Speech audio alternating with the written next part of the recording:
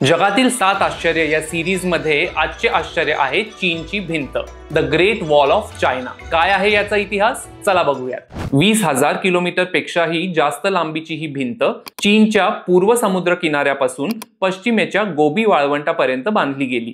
उत्तरेकडून होणाऱ्या आक्रमणांना थांबवण्यासाठी चीनचा पहिला सम्राट किन शू हुआंग याने ही प्राचीन तटबंदी बांधण्यास सुरुवात केली, साधारण 220 इसवी सन पूर्व काळात। पुढे मग वेगवेगळ्या राजवटींनी या भिंतीचे बांधकाम 16व्या शतकापर्यंत सुरू ठेवले। मात्र हिचे सर्वाधिक बांधकाम मिंग राजवटीच्या काळात झाले, म्हणजे 1368 पासून 1644 पर्यंत। जगभरात जरी ही the great wall of China अशी ओळखली जात असली तरी या भिंतीचे चीनी भाषेतले नाव आहे वान ली छंगछंग।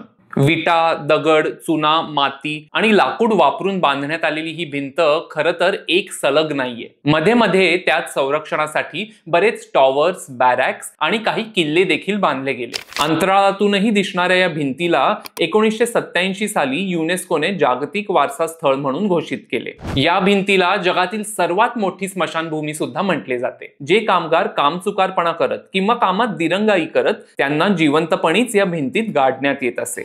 हा व्हिडिओ आवडला असेल तर लगेच सगळ्यांपर्यंत शेअर करा आणि फॉलो करा।